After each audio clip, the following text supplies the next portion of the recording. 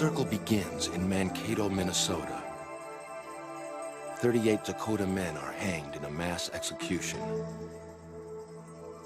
Their families imprisoned or scattered across the plains. When the wars ended, the cultural war began. The people traced the paths of the Dakota Exile.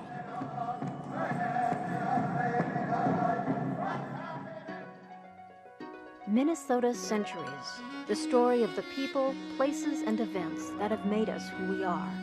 Funding for this Minnesota Centuries program was provided by the St. Paul companies, providing insurance products and services throughout the world.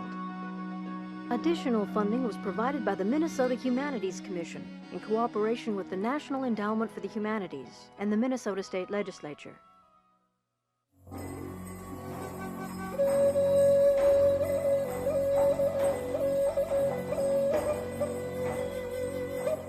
They separated the great Dakota nation. We really didn't have a reservation anymore. They threw it open to the white man. The plan was for the government to say, look, let's take the language away so they lose their spirit.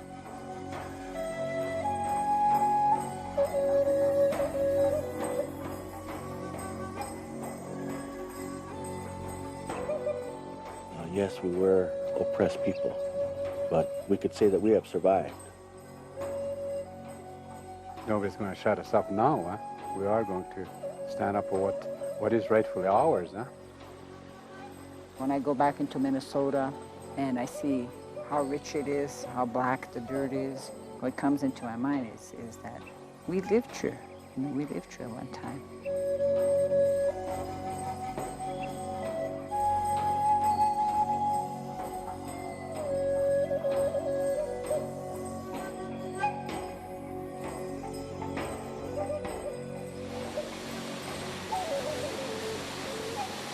In a creation story of the Dakota, Mother Earth gave birth to the first grandmother and grandfather in the heart of the upper Mississippi, in the place they call Minnesota. From their descendants came the 4 tribes of the eastern Dakota, the Bedewa-Kantuwa, the people of the Mystic Lake, the Wahpekute, the hunters in the leaves. Further west were the Sisituwa, the fish camp people, and their relatives, the Wahpetuwa, the dwellers in the leaves. 4 council fires in the great Dakota nation. The Dakota were the first of their people to encounter the invasion of the whites. For 200 years, they fought against them and alongside them, traded with them, became their relatives, and adopted some of their ways. But as a crush of new immigrants arrived, they soon found they were not wanted in their own land. They were in the way of white progress. A series of treaties were made, and each time promises, bribes, and threats yielded more and more land. Until by 1858, the Dakota were confined to a small strip of land along the Minnesota River. When treaty payments did arrive, the money was taken by the traders. And the trader said, well, the Indians owe me that because they've been ichazoing here, getting credit. He said, well, if they're hungry, tell them to go out and eat grass.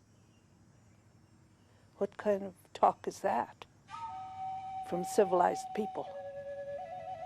What food was given first to those who cut their hair and left their traditional ways. But most Dakota people resisted efforts to destroy their culture. When the American Civil War began, rumors came from Washington that treaty payments would not be made. Traders cut off credit and food, and when the corn crop failed and the money did not come, starvation did. By August of 1862, the Dakota would surrender no more of their culture, nor beg for food at the government warehouse. They went to war to take back their land. War parties swept through the Minnesota River Valley. In terrible fighting, over 500 whites were killed. The Dakota dead were never counted. By September, the U.S. Army ended the war. Most of the Dakota chose to flee. It was the last time they would live together as one nation. 1,700 Dakota people, mostly women and children, were taken to St. Paul and held in a prison camp below Fort Snelling on the Mississippi River. Politicians called for exile or extermination, while the press fed the hysteria. There was almost no truth being allowed out about us. Everything that was being said about us was a creation of some person of European descent's imagination of how to stir people up against us. Military trials condemned over 300 men. In a compromise with the state, Abraham Lincoln lowered the number to 38. On the day after Christmas, 1862, the Dakota men were put to death in Mankato, Minnesota. To heighten the effect of the execution, all 38 were hung at one time from a single gallows. The largest mass execution in U.S. history. But when we were walking up that steps there to the gallows, one Indian was walking up. Hodena uketa kusita sunkumsnigaste no yakta. I said no yakwap katusta tokata inona. I woke as a suedia iptado.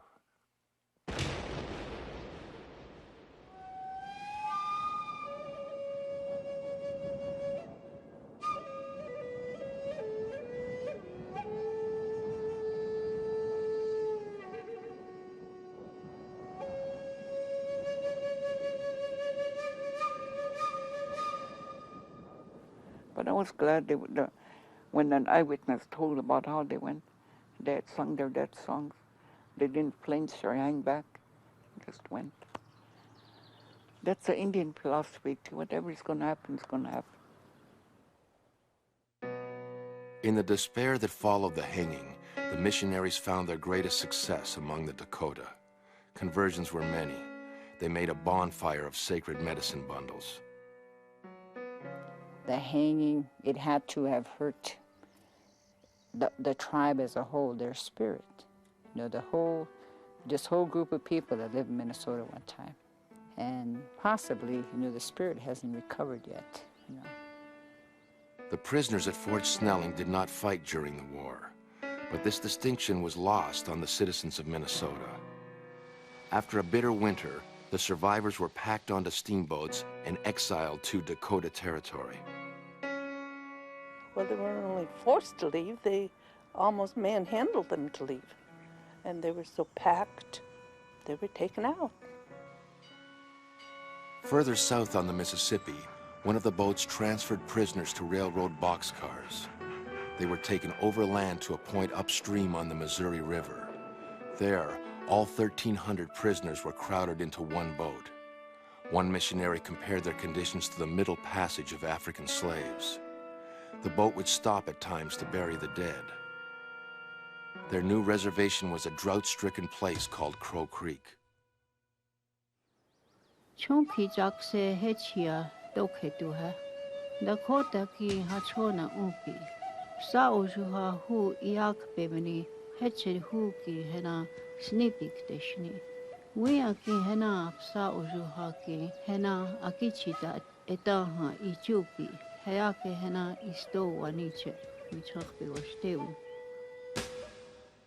Food rations were in short supply, but the government agent would not let the Dakota leave the reservation to hunt. 300 people died the first winter. The surrounding hills were filled with children's graves.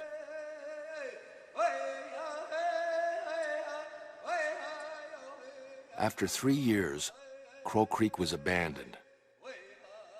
The Dakota moved downstream to a new reservation in Nebraska. It was named Santee. At the same time, the last Dakota men were released from a military prison in Davenport, Iowa. Together, they would build a community. We had our rations, but we lived off the land, the berries, planting our own corn, the fish, the game. We survived together in what they call it the Devil's Nest area, you know. Brazil Creek area, the Hall Creek area, and the Santee here, 4 districts, but we survived together. We're an isolated pocket, not only in the state of Nebraska, but also from our brothers and sisters. And we have always stressed this to other Dakota bands, that we're still in exile from our original homeland.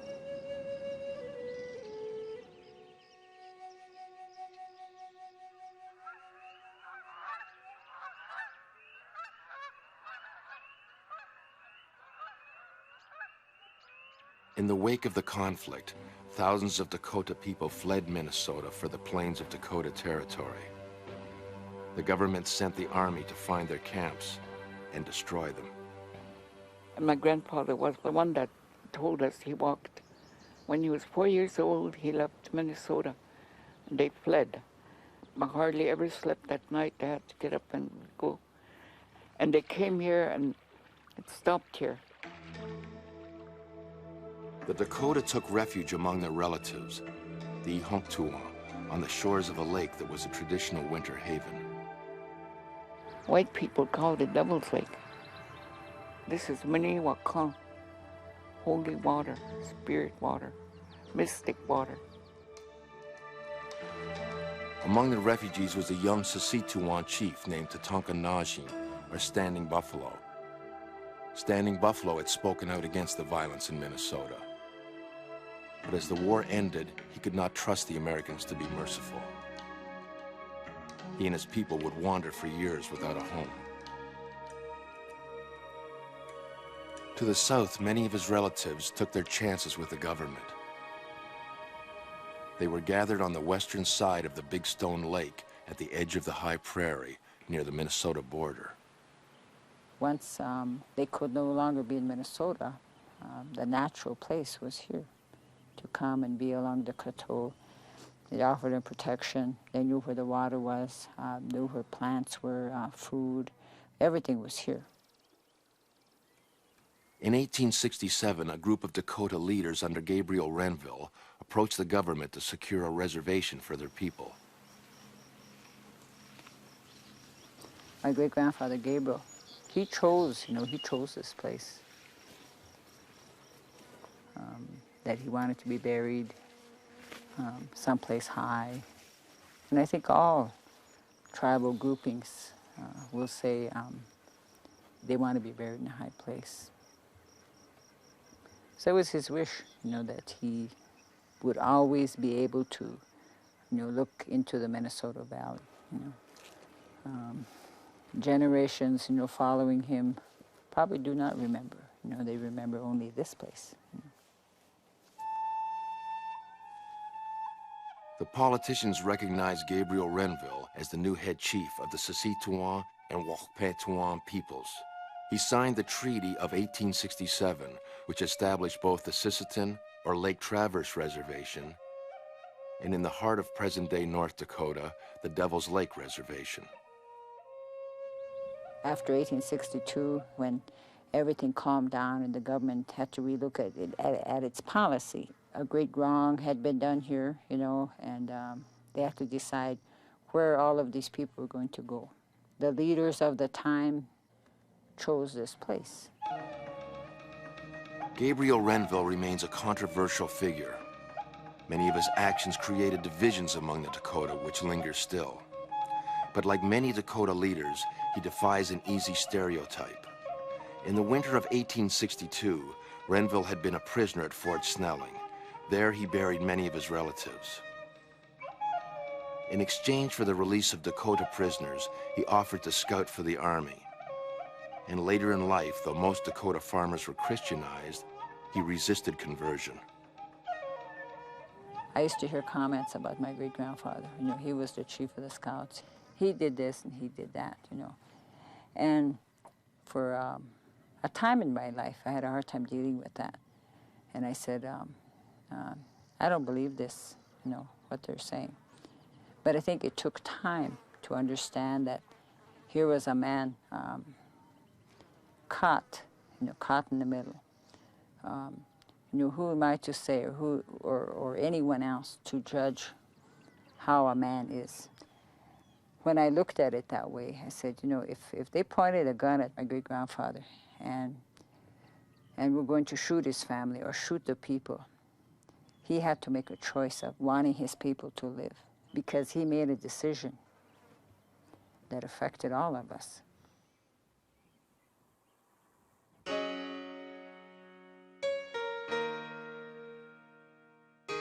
In 1863, the American Army pushed Standing Buffalo and his people north into British-held territory.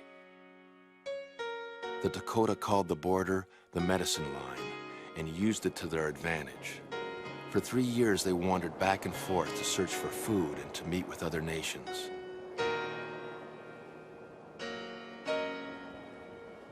By 1865, Standing Buffalo arrived in northeastern Montana.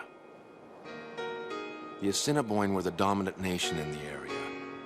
As distant relatives, the Dakota understood their language, but they had been enemies for hundreds of years.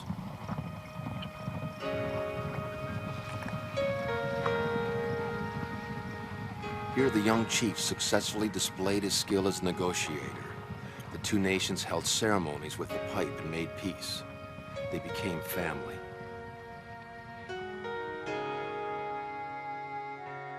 Non-Indians thought Montana wild and unsettled. For the Assiniboine and Dakota, the land was their lifeblood. Montana held the last of the great buffalo herds in the United States. And by 1860, more and more of the Dakota Nation moved into the region. In spring of 1871, 500 lodges of various Dakota bands were competing for space with other nations. Fighting broke out, and Standing Buffalo was killed in battle.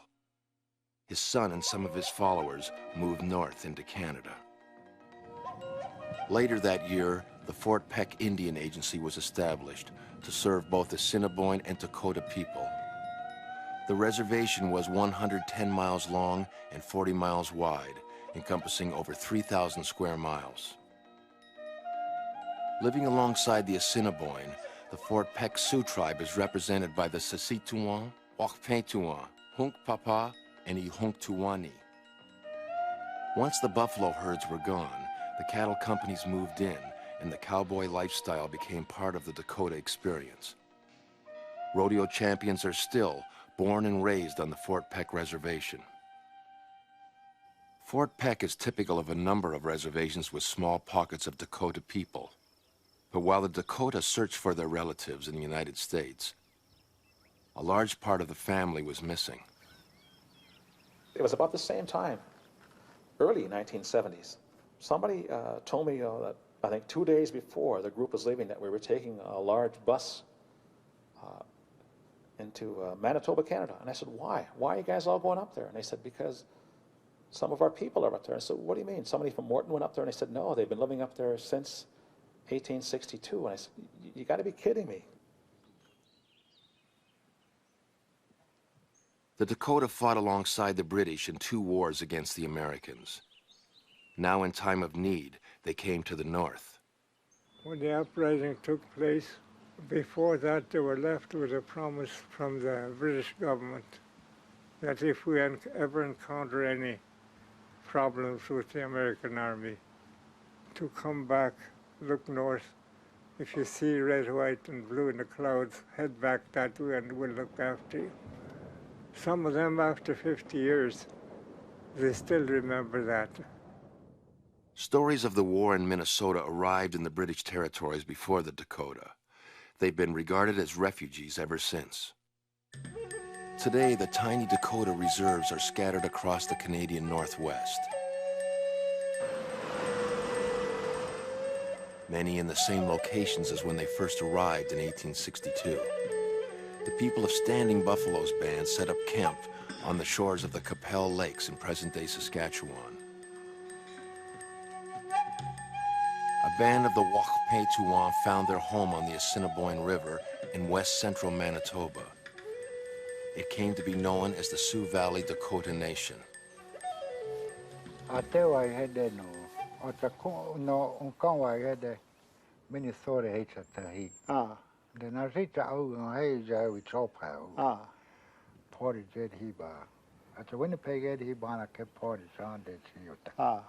There you are. Conshua, he sister on a town. A cost pataka 40-acre hedge, where had you take. Or had a condict you. Or had a conshi water. A ta coas and the head was but ta coas no. Yet no talk with a tap at the tower no adoption. Chair must cacabana umpe. Teeth cockaba. Ta was no dana pico chaya bone water. Conshana water catcher head. And I know what the kid. I know what's there.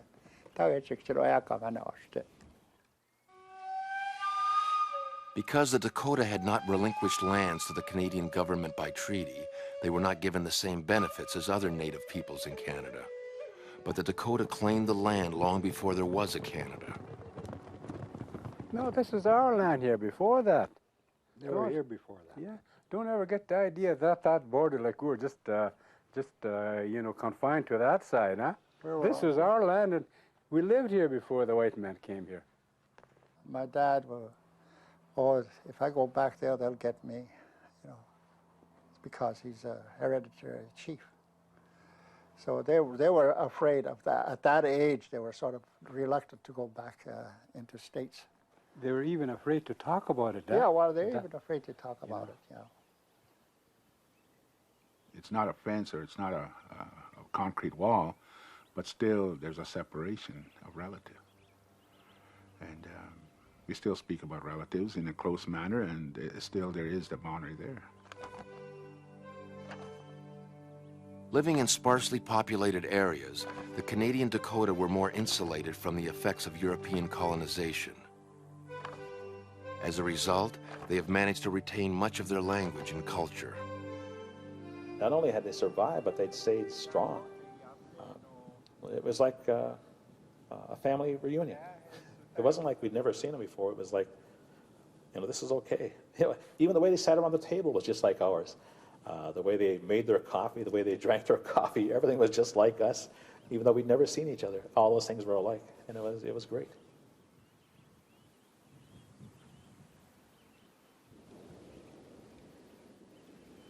I've heard a lot of Indian people say that they didn't care about property. And they said as long as the reservation stands, we'll always have land. As the West filled with Yankees and Europeans, the government came under more and more pressure to open the reservations for settlement. They claimed the Indians were not using the land. In the East, self-proclaimed friends of the Indians were deciding what was best for Native peoples.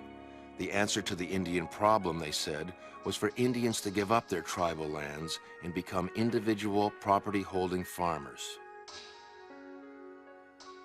How do we quickly implement a system for assimilation? And the quickest way to do it is individualize those people and make them into farmers and put a boundary around them. And then when we do talk about farming, it becomes a purpose of a person's own materialistic image. It's no more the life of the tribe. In order to satisfy both reformist and land-hungry whites, Senator Henry Dawes of Massachusetts introduced the General Allotment Act of 1887, which stated that each Indian family would receive 160 acres to farm and be instructed on how to use the land properly. Then the land that wasn't allotted to Indians was open for homesteading. I don't know, maybe it's safe to say at least half the reservation was lost. But isn't that crazy, huh? They say, here's your boundaries, this is yours now. Okay, fine, we settle down here. And all of a sudden, no, we're going to give you each we're going to give you 160 acres apiece. And you make use of it in a good way. What about the rest? How about our kids? No, your kids are going to inherit your land, what we gave you. After being uprooted by the government so many times, some Indian people thought the allotments would guarantee them a home. But the people from the Sisseton Reservation had seen it all before. If you read the 1867 treaty, it states in there that heads of household would be allotted 160 acres. So even before Henry Dawes came up with the legislation, it had already been tried here, and it failed. Because again, land was the concession, that Dakota people had to make. It didn't matter whether or not it worked. The government had taken advantage of a decline in the native population to open the reservations for settlement. By the time the Dawes Act came to an end, native lands had been reduced by more than 2/3. Half of what was left was too poor to farm. My great-grandfather, he died of a broken heart. This land that he thought would be here for generations to come. And that's how older people look at land. They say, we're not going to own this land. It's here for our use, and for generations to come, as they come, they will use this land. But the Dawes Act was more than a conspiracy to gain Indian lands. It was an open attempt by the government to assimilate Native peoples into mainstream American society. The goal was to Americanize Native Americans. And on the reservations, Indian agents saw Native language and spirituality as barriers to that goal.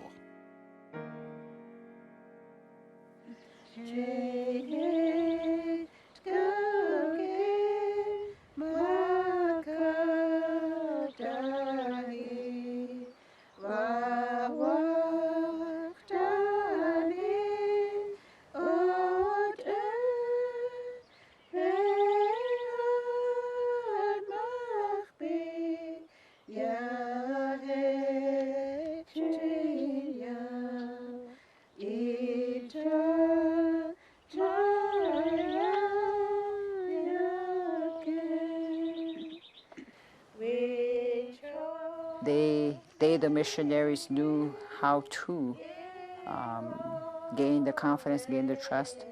They spoke Dakota.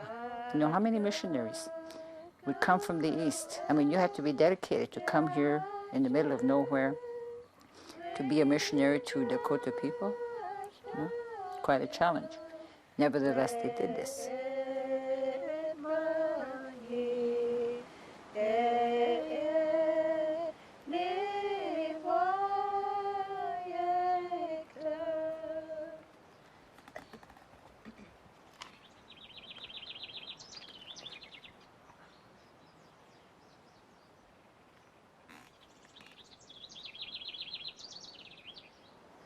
My grandpa and my grandma, they're top Indians.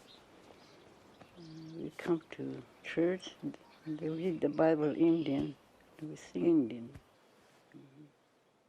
They say in the 1870s, each district had a church. They built their own churches. Each district also had Indian ministers. This is 1870s. Missionaries had been with the Dakota since the 1830s. They defended them at Fort Snelling and followed them into exile. And while they taught and preached in Dakota, it was simply a medium for the message. A message of assimilation and change. And then pretty soon the priest came in, all decked out in something. For sure, this is another country, right here. What are they going to do to us now, I think? I was too scared to cry. But later on, I got used to it. At first, each reservation was assigned a Christian denomination by the government. While Sisseton was given to the Presbyterians, Devil's Lake went to the Roman Catholics. And yet they used to tell us, don't ever go in any other church. It's the devil's church. Don't go in there. And it shocked me because my father wasn't the devil. He treated me better than the sisters ever did. My mother treated me better than the sisters ever did. So I couldn't admit it. So to this day, I'm Catholic. But there's a division, as I have to tell the priest. Every time he comes, I try to get it out. I'm trying to make him understand why some of us felt like that. But it was such a different world from ours.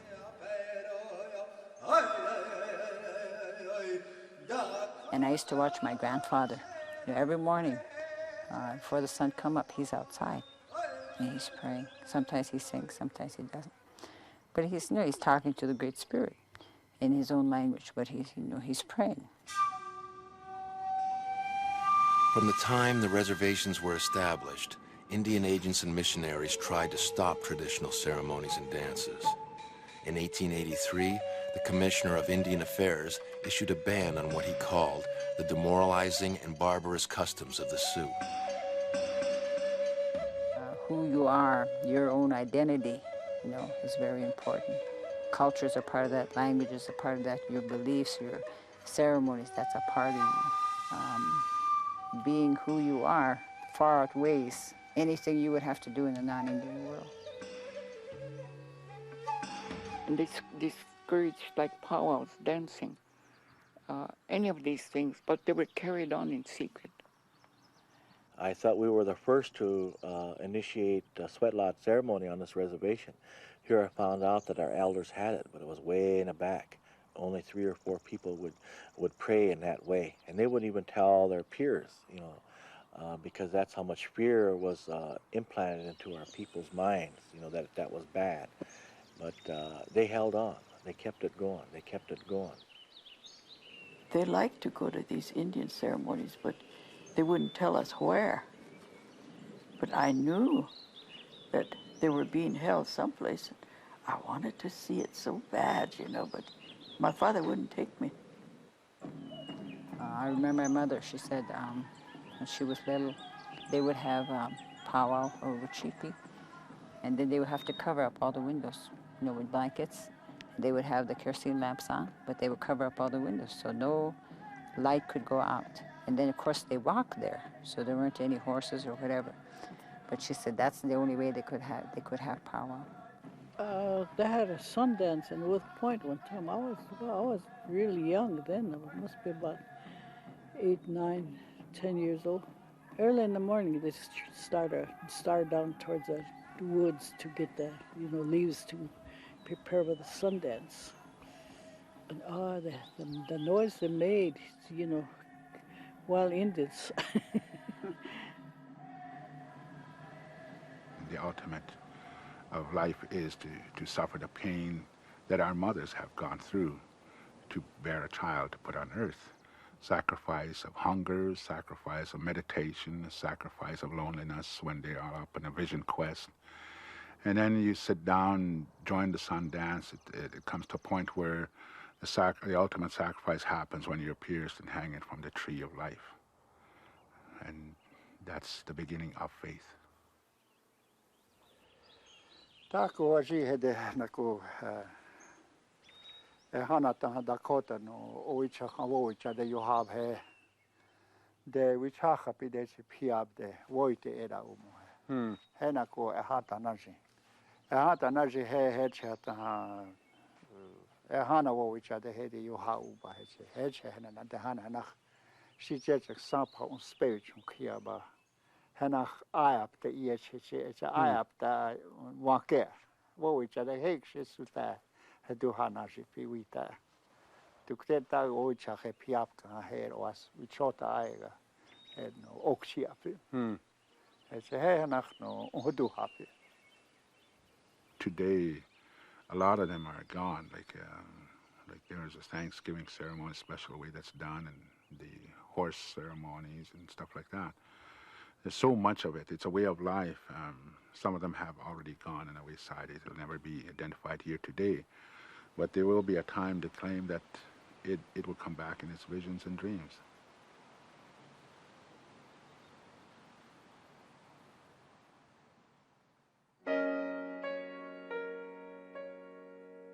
For untold generations, the children learned the Dakota way of life from their elders. And through turbulent times, the keepers and teachers of language and culture were the grandmothers. When we stayed out at my grandma's out at Crow Hill a lot. Once we'd say, we want to go to Corn Sheaf. So they'd take us and drop us out there, and we'd stay. We'd stay for a long time, a week at a time. And then in the evening, when we had a big teepee outside all the time in the summer, and we slept out there. In fact, that's how I would go to sleep, hearing her tell about things. They kept everything going. They're tanning, beating, made moccasins, star blankets. The grandmother is one that would teach the boys and the girls about the language and the humbleness of the grandmother's way of language, emotion of the language itself, the sacredness of the language itself. What has to have respect and honor is within the language as the grandmother would teach the children, the grandchildren. The most obvious targets for assimilation were the children. The government found that boarding schools were the most effective way to strip them of their language and culture. The schools cut into the fabric of Dakota culture like a million little knives. Imagine little tiny kids. I was only 5 years old when I first went to school. It was such a strange place. Strange buildings, strange smells. Like, you know, when you're 6 years old and you're away from home for 9 months, and your parents can't get to you even to come and visit you because they didn't have no car.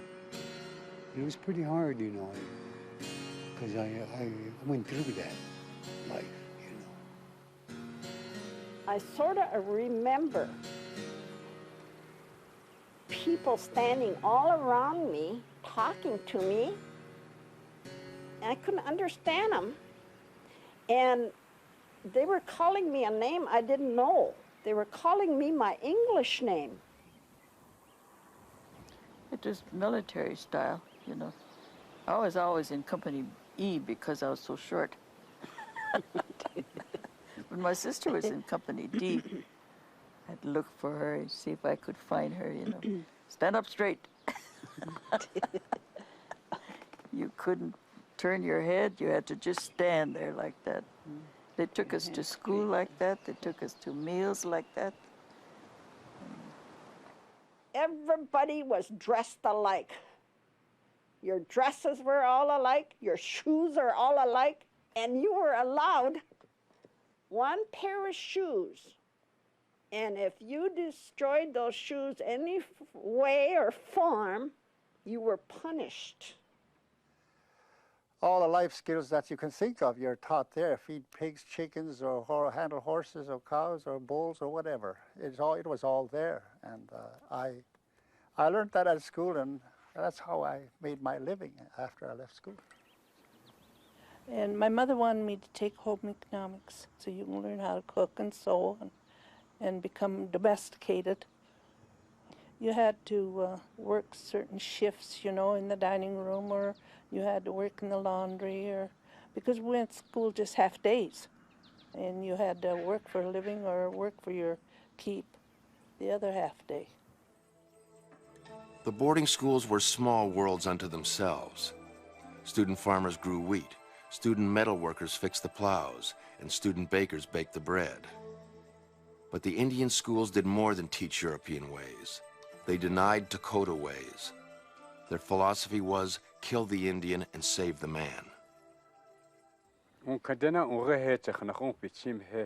I like to obadakochi, takomani no iwaik I'll have to use the foreign language, the white language, you know. I'll have to use that because boarding school, some of the things I wanna express into a poakish, so I have to use the foreign language. The children will come home and say, "We cannot speak Dakota; it's against the law." They say that it's Satan's language, you know. It's language of the unseen, the bad side. We cannot speak it. We weren't allowed to talk our language, so that most of us forgot our language, you know, because I could talk fluent Dakota. But over the years, I start losing it because we only could talk English. If you said something to another student, you get your hands slapped with a ruler. In those days, you were punished with a strap. They had a strap that they strap you with. And then they make you kneel in the hall, and boy, your knees got sore. You know, you got punished maybe for 2 weeks or 3 weeks at a time. And I think a lot of those people that went through the boarding schools and suffered and to great amounts have lost their spirit. And that's what they say, they got to find their spirit in order to heal. I know when I went to school there, like, they took everything away from me, my language first, and then the white man's ways was pounded into me, but when I got out of school, like, you know, it wasn't my roots, And I even wake up crying. As old as I am, I'm in my 70s, I even wake up crying sometimes because I'm dreaming I'm being taken back to the Indian school, you know? We dreaded it, but we had to go. Like what they took away is a way of life, a way of spiritual strength, something that should be left untouched.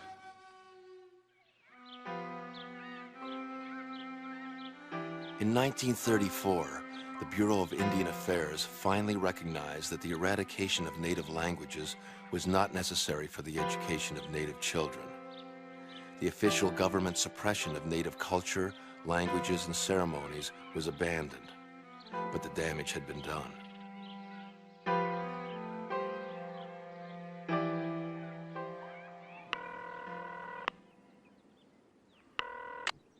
My did Dakota the capia. Ah, Dakota unkiapte. Okachte kaprit snikte. Mis wana o de kapu ho mochite. Hey. Wat donk de on wana o kisni. I just love it when I meet people like me right here and we can just talk in Indian, just rattle away, nobody to tell us to keep still or punish us or. Dakota did that won't get that case that pick the church. It was, I guess, it that pick the storage. I know at one time I don't even know the English. The only language I know was Sioux Indian. The language is the spirit of our lives. The language is Mother Earth. The language is the spirit of life in the universe. It's a sacred language. It's a language that's going to communicate yourself to the spirit world of your grandfathers and grandmothers that have gone on before you. The thing that I really see started to die was our language, our Dakota language, because they didn't even want to speak their language in public. And so it was always an honor for me to sit there and listen to the elders talk their language, you know. Yeah, it's okay. I bet you can. Makajuk, they said, Dit is je magaju. It is walking a hotuma. Makang, chon. Yeah. It's And now, a lot of these children, they don't even know how to talk Indian. They don't understand Indian. And when we don't want them to hear something, like my niece, and we talk in Indian, and then we don't want them to hear so, and they all get kind of mad and discouraged. I say, talk the way we do. Don't talk. You're talking funny. Just a few of us like her and I, and maybe about the only ones that we could talk. But these young ones, they're not interested in talking their own language. So maybe that's going to be lost. Well, something has to be done. Yeah. Something has to be done. You see, some schools wanted to hire some teachers to teach, but they wouldn't hire him or me because we're elders, we're old. They want somebody with a diploma. We've said that. Why don't we hire some elders instead of, hiring university graduates, huh? They don't know what they're talking about. Sure, it's easy to learn from a book, but you have to put that into into practical, and it's you know it's different, huh? Our Native children going to public schools should not be forced to take a foreign language. It's so foreign to them, like German or Russian or French or Spanish or something else. Let's teach them their own language. And that's probably my number one goal as a man, is to know my language. That's going to be my major goal, is to learn my language.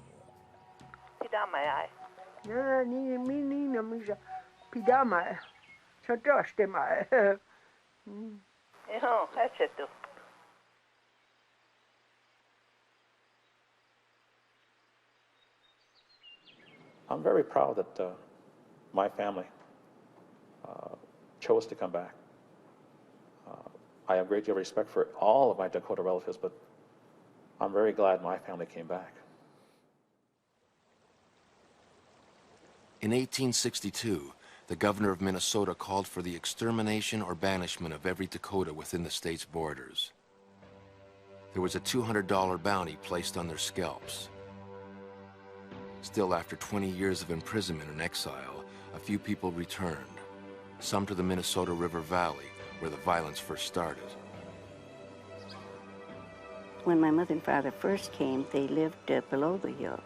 They said up the top was all barren. There was no one except farmers here and there.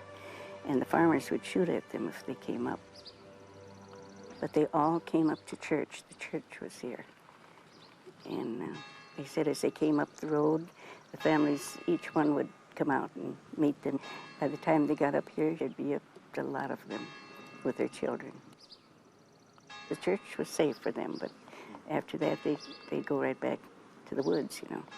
They had to stay hid most of the time. Trickling back from South Dakota and Nebraska, a handful of families formed the nucleus of the Birch Coulee settlement at a place they called Transhayapi.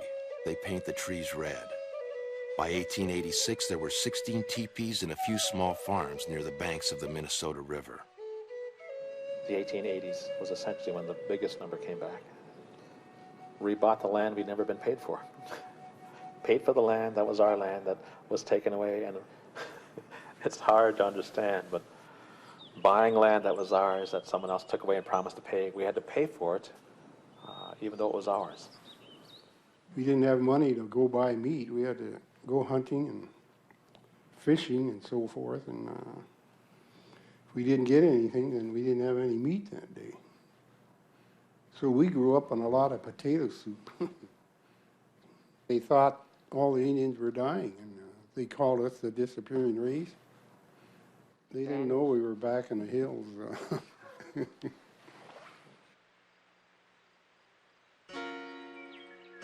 The villages of the Dakota once lined the shores of the Mississippi River. Towns like Red Wing and Wabasha were named for their chiefs. In the late 1870s, stories began to circulate that Indians were camped on an island upriver. Red Wing's people had returned. Prairie Island used to be one of the better places to gather medicine. I couldn't speak for all the families. I could only speak for one. I got to always remember that. The family that raised me came back here primarily for medicine, and that our relatives were buried around this area. I do it sometimes myself, you know. I know what they look like and where they are, what they used to. Because that's the way I grew up. All the different hunting techniques and all the different gathering techniques and also philosophies that went with them. They stress how these pertain to the Wakantu's way of life. Prairie Island was what you call a real community. The Indians and the non-Indians, they all were a community. They went to church together. They had social gatherings together. A few white farmers helped shield the Dakota people from the outside world, and the Dakota helped them in return. Prairie Island had sandy soil and was a miserable place to farm. In the face of severe poverty, the families did many things to survive.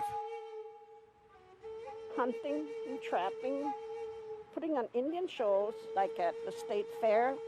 My grandma and I and my mother, we would go away to Lake Minnetonka, to that big hotel they had over there, and we'd sell souvenirs there to those rich people come from the East Coast to vacation, and they would buy all our beadwork.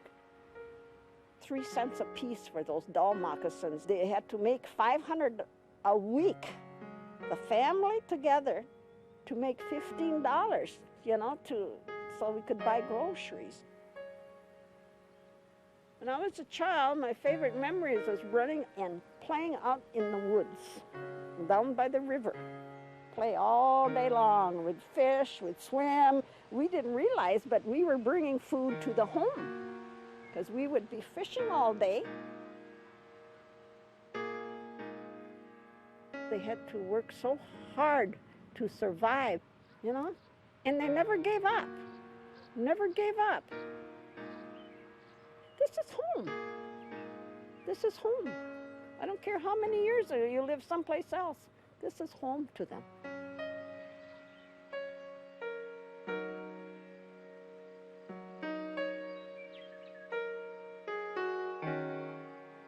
I think there's no question that there is going to be reunification in Minnesota. Maybe we're not all going to move back, but we're all going to come back and we're all going to put together what needs to be put together. We're going to put that circle back together. A healing has to begin with the spiritual part of us, you know, and I don't think that's happened, you know. It takes a long time, you know, for the spirit to get well.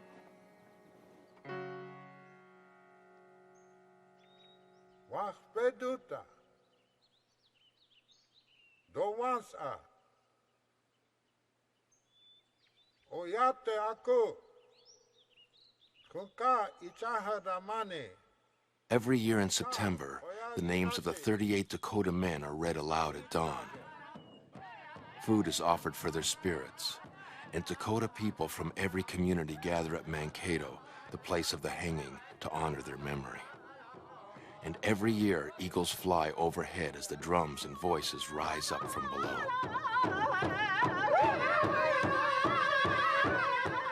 The spirits of the 38 are here, and the eagles are looking after the gathering here to see that there's no problem. That's why they come here.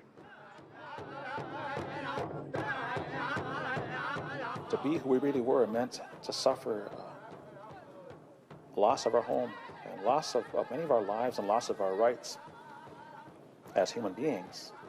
But it was so powerful that it was worth maintaining that differentness. And we still feel that way.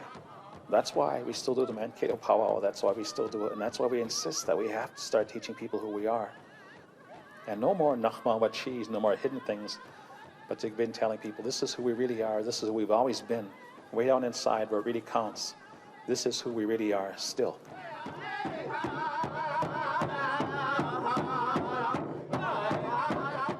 Prayers are always made by our Indian nations to reach out to other nations, that we would one day come together in understanding, and that we would share to use each other's ways of life, the purpose of life.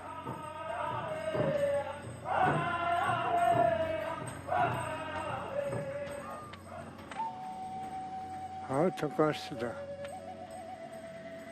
Ato Kantaka.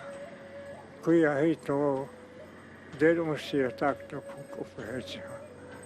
And I took out the Kia, she just a walk up to her. And then Upachnika was studied out. Had someone down there with Ya, we don't come out there. I hooked out with them, hooked out here. Ocean Pidago on whoever is on Tompo, Koda Pitia Puaste with Jacka, Unkaksi you have to do. How much I pay us?